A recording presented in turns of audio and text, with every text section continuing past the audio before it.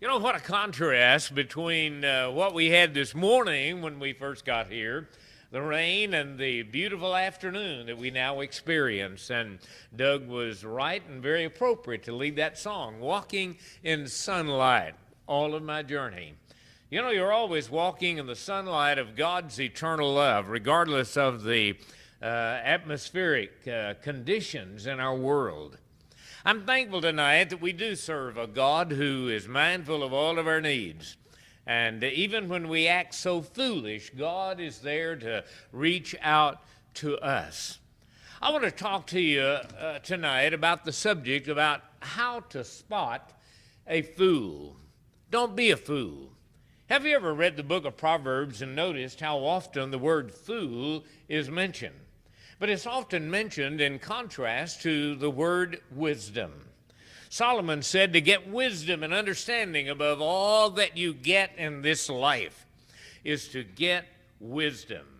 Wisdom has definitively been described as the application of knowledge. You know, you can have all the knowledge in the world. Paul said in the book of 1 Corinthians chapter 13. He says, even though I have all knowledge and have not love, it profits me nothing. So you can have all the knowledge, you could be very intellectual about many, many things. But if you didn't really apply the knowledge that you acquire, then it wouldn't be certainly of great benefit to you. Now, let's talk a little bit tonight about fools. How do you recognize a fool? You know, sometimes people say, oh, I know a fool when I see one. But do you really? Do you really know what a fool looks like? You may not be able to determine that by just looking at a fool. But the Bible in the book of Proverbs 13:20 gives us a little insight. The word says, he that walketh with wise men, listen to this, shall be wise. But a companion of fools shall be destroyed. Your mother always told you not to run with the wrong crowd. You ever wonder who the wrong crowd was? It was obvious that it was not the people that she told you to go with. But we can all find ourselves engulfed with the wrong crowd in life, the unwise. And as a result of it, we end up doing foolish things, and we end up marking ourselves as a fool. I will tell you tonight, first of all, that a fool is revealed by his speech. In Ecclesiastes 5 and verse 3, the Bible says, a fool's voice is known by a multitude of words. A fool vents all of his feelings, but a wise man holds them back. Proverbs 29 and verse 11. You know, fools generally have a surplus of words, something that they could say in a matter of minutes, but they just continue talking constantly all the time. They don't know when to shut it off. They don't know when to shut it down. And it's a foolish thing. I learned a long time ago that the mind cannot comprehend any more than the seat can endure. And so that's why I don't preach hour-long sermons. I try to get the thought across, but I don't want to be foolish. A fool gets into arguments all the time with his words. You ever seen people that argue all the time? I mean, sometimes in relationships with each other, we argue, we bicker back and forth. And it happens many, many times because people do not watch their words. That's why Jesus said, for every idle word that man shall speak, he shall give an account thereof in the day of judgment, John chapter 12. Someone said, don't argue with a fool. He will drag you down to his level and beat you with his experience. And sometimes that's true, isn't it? I like Ecclesiastes 10 and verse 14. A fool also is full of words. A man cannot tell what shall be, or what shall be after him. Who can tell him?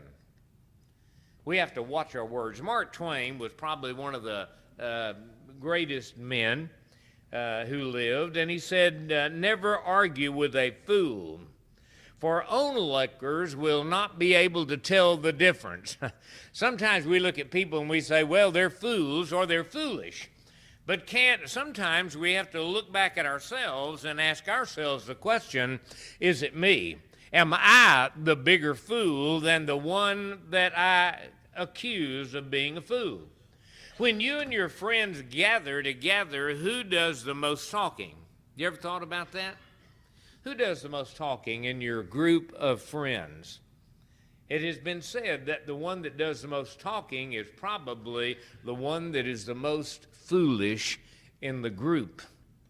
He enjoys meddling in the affairs of other people with his words. He delights in doing it. And in Proverbs 26, Solomon said, he that passeth by and meddleth with strife belongeth not to him. He said he is like taking a dog by the ears. You ever done that? He says, as a madman who casteth firebrands, arrows, and death, so is the man that receiveth his neighbor and saith, am not I in sport? I was just joking. I was just teasing, he is saying. But the fool is known by his words. He's known by his slanderous words also. You know what slander is? Slander actually becomes lies that are told. And people tell lies about other people and say things that are untrue. And they said that about Jesus. They called him a blasphemer. They called him a winebibber. But he wasn't a blasphemous man, nor was he a winebibber. But the slander was. Ecclesiastes 10 and verse 12 also says, wise words bring approval, but fools are destroyed by their own words. You ever seen people hang themselves up with their own words, trip themselves up? They do it often.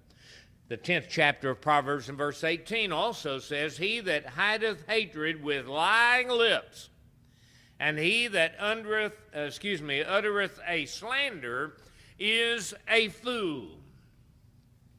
You know why? Lies will come back to haunt you. The fool also has scoffing words. For Proverbs 14 and verse 1, the fool has said in his heart that there is no God. The corrupt, they are corrupt. They have done abominable works, and there is none that doeth good. Very few times in the Bible did God really ever call a man a fool. We know specifically that in this case that a fool says in his heart there is no God.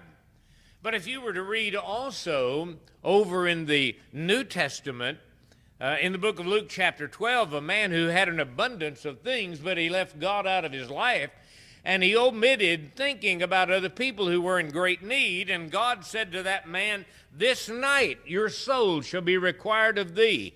But he says, thou fool. He uses that word, you are a fool.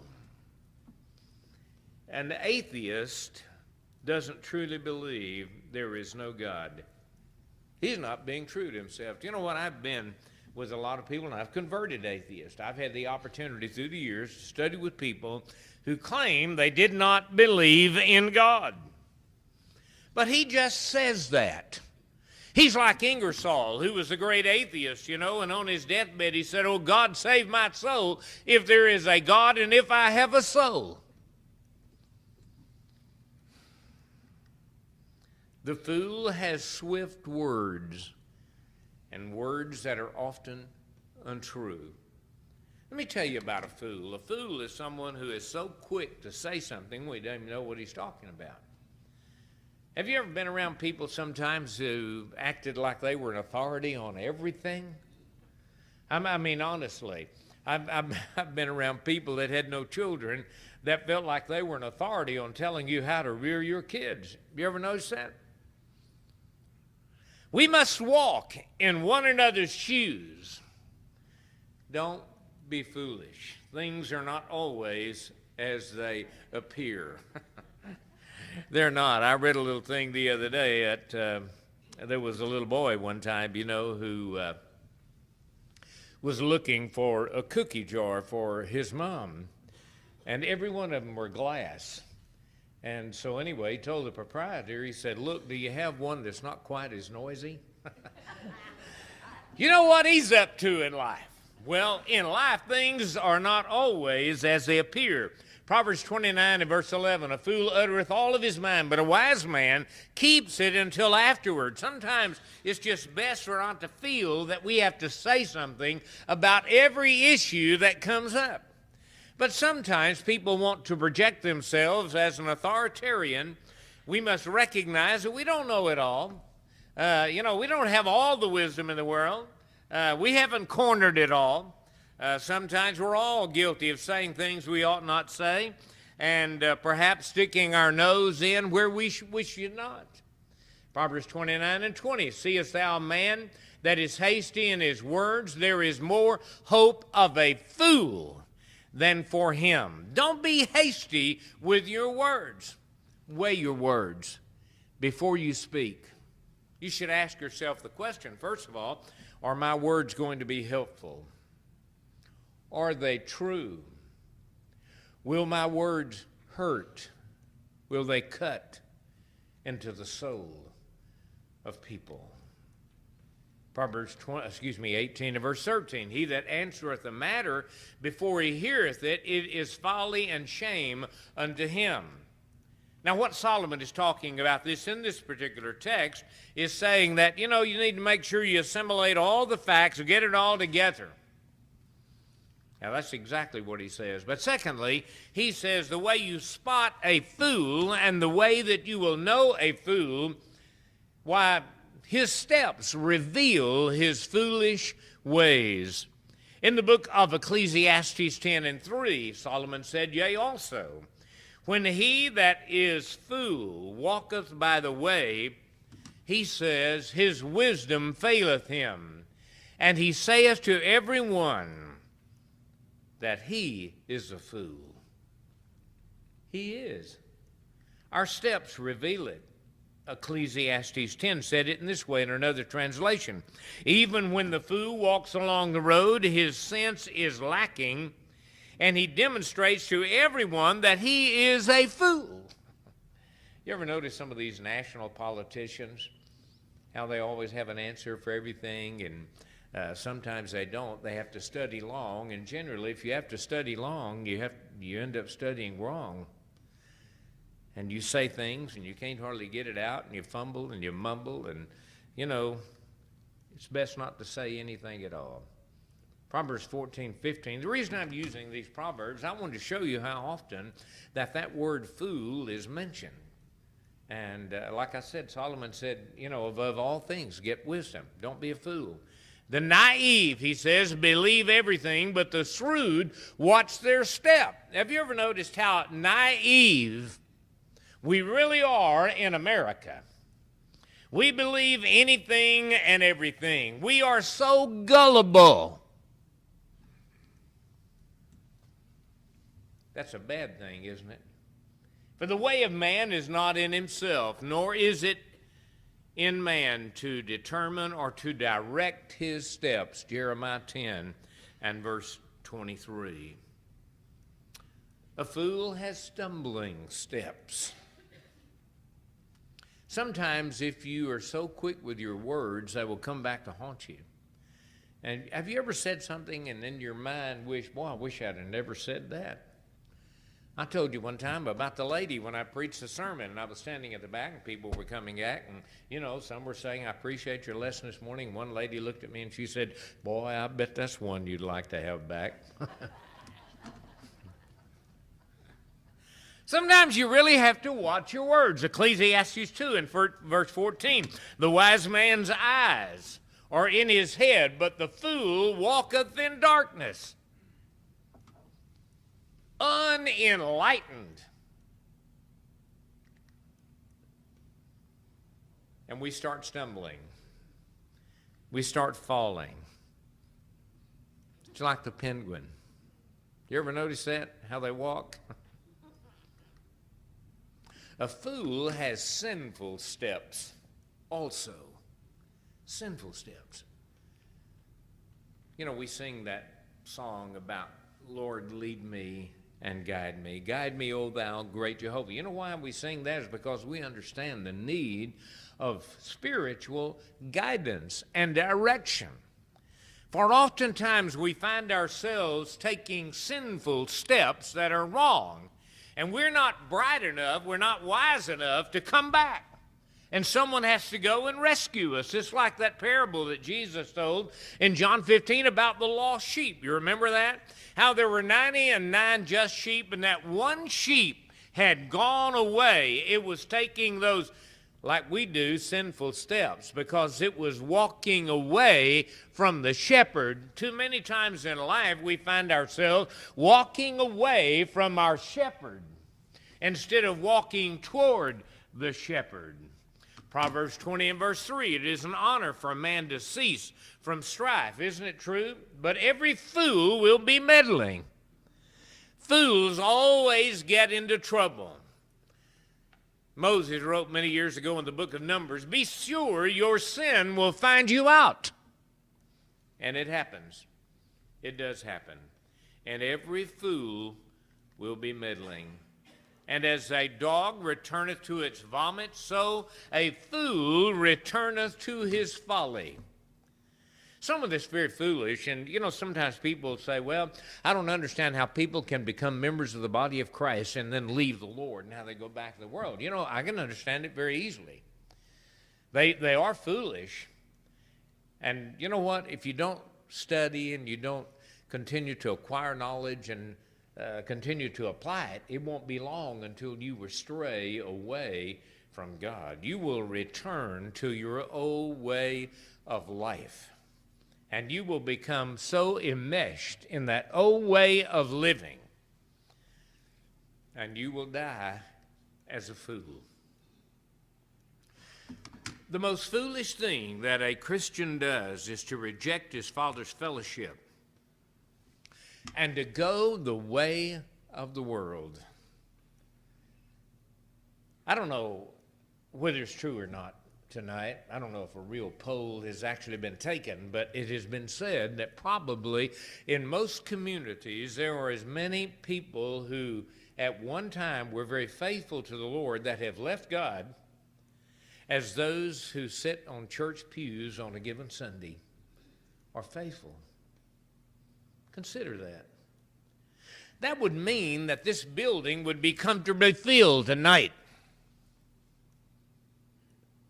if those who had not acted foolishly had gone astray. But a fool, thirdly, is revealed by his spirit. You know, we say that all the time about people, don't we? Say, boy, he has a kind spirit. He has a loving demeanor. He has a wonderful spirit. Proverbs 14 and verse 16, a wise man feareth and departeth from evil, but the fool rageth and is confident. You ever been around people that feel like, again, I mean, they're just so confident that they know what they're talking about. And they end up being very, very foolish in life, and they rage. The fool has a stout spirit. Haughty. Did you know Proverbs chapter 6 says one of the things that God actually hates is a haughty spirit. And only fools have haughty spirits. You know what I'm talking about. They're arrogant. They're rude. Their way is always the right way, and if you don't accept it, you can go to the highway. A fool gives full vent to his spirit, but a wise man quietly holds it back. Proverbs 29 and verse 11. Sometimes we have to be careful lest we find ourselves very foolish in life. For he that trusteth in his own heart is a fool. Jeremiah said many years ago, the heart is deceitfully wicked. Who can know it?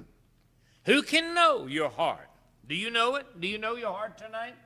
He that trusteth in his own heart is a fool, but whoso walketh wisely shall be delivered. When I think about wisdom, I think about, as I said, it's not just the acquisition of knowledge, but it's being able to apply it in life, in all situations. Learning how to deal with people through the years. You know, as a minister of the gospel for over 50 years, I can tell you it is a challenge at times. It really, really is, because you deal with all kinds of folks, and you have to help those people along. You have to lead them along, and sometimes that's extremely difficult in life. We have to watch our tongue. By the way, that's not Judge Judy up there, but maybe she's just as mean, I don't know. But you have to watch your tongue. Watch what you say, for the way of fool is right in his own eyes, but he that hearkeneth unto counsel is wise. Sometimes when you think you know it all, it would be wise for us maybe to look at other people and never be afraid of where truth may lead us. Sometimes we think we have all the answers, but sometimes it's wise for us to listen to wise counsel. A fool is stubborn, therefore he is not teachable. You ever heard people say, well, don't confuse me with the facts. I already know what I believe. That's a foolish attitude, isn't it? It is a foolish statement for someone to say, I'm going to be what I'm going to be, and that's the way you're not going to change me. I mean, that's a foolish thing, isn't it?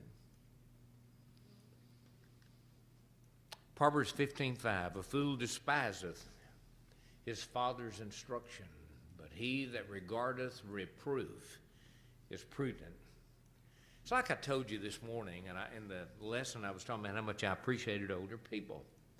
And it's just you learn from older people. They've been around. They have a lot of wisdom. You know, sometimes older people feel like they're kind of outcast and I'm of no advantage to anyone, but that's just not true at all. Older people that have been around have a way of being able to guide you and maybe lead you where you need to go instead of where you want to go. Speak not in the ears of a fool, for he will despise the wisdom of thy words. Through the years, I've had opportunities to talk to people about God. I've had opportunities to share with them the gospel of Jesus, and many of them close their ears to the truth of God, and they actually would despise those words, and maybe the one that bore them. That's exactly what they did to Jesus. They hung him on a cross, nailed him to a cross. Stephen was unmercifully stoned to death. All of the apostles, because of their words of wisdom that came from God, were beheaded, crucified upside down, dragged through the streets of Jerusalem